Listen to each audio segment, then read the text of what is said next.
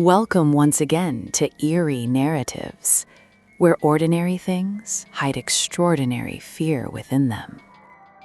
Tonight's story takes us to the heart of the American Midwest, where cornfields stretch to the horizon, where small towns linger like old ghosts that refuse to fade, and where the past rides the railroad tracks straight into your dreams. They call this place Harrow's Bend, a forgotten town in the U.S. state of Illinois. Population, barely 400. Once, thousands lived here, when the railway line was the town's lifeline.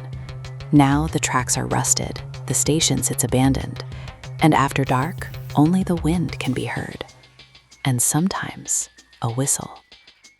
But everyone in Harrow's Bend knows one rule, a simple rule, yet strong as iron. After the 10 p.m. train whistle, do not open the door.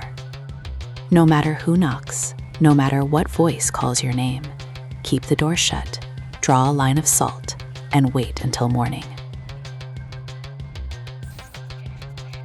The winter of 1927. It all began during the winter of 1927. A brutal snowstorm had gripped the entire region. Supplies were low, people were hungry. Then came the accident.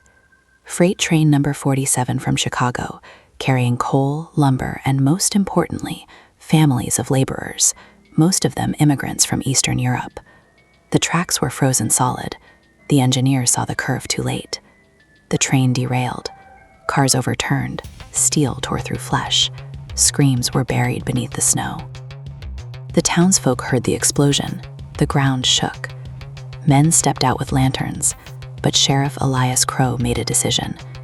We won't waste our resources. They're already dead. And the town shut its doors. No help came. When the storm cleared in the morning, bodies lay frozen in the snow. Among them was a boy, Victor, perhaps 12 years old. His mother had died in the crash. He survived through the night, but by morning he too had frozen to death, still holding her hand. They say his final words were scratched into the snow with his fingers. Why didn't you come? The bodies were buried in a mass grave. No prayers, no names. But silence never lasts forever. The beginning of the whistle. The following winter, at exactly 10 p.m., a whistle began to echo through the town. There was no train, no schedule, only the sound. Then the knocking began. Soft, polite. It's me. Open the door. If anyone opened it, no one would be standing there. But the next morning, someone from town would be missing. So the townspeople learned. A line of salt at the door, iron nails in the frame, and after the whistle, never open the door. Present day, Jack Harlan. Now we move to the present. Jack Harlan, 38 years old.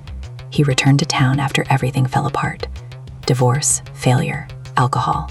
Life had broken him. His father had died. The house near the tracks was left to him.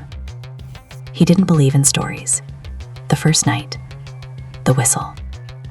Then a knock. Jack. Son, open the door. His father's voice. Jack's hand froze on the handle. But he remembered something his father had said before he died.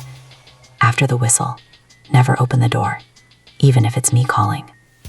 Jack didn't open it. The next night, Daddy, it's me.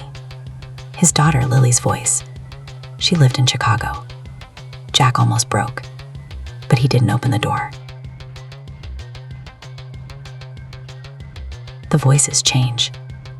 Every night, a new voice. His ex-wife, his dead brother.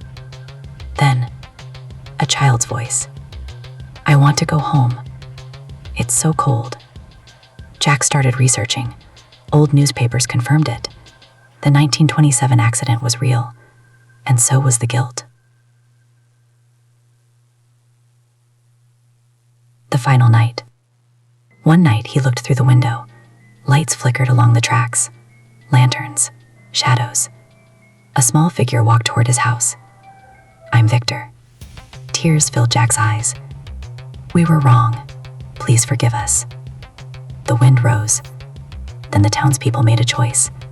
They would go to the graveyard and ask for forgiveness. They all gathered. They formed a circle of salt.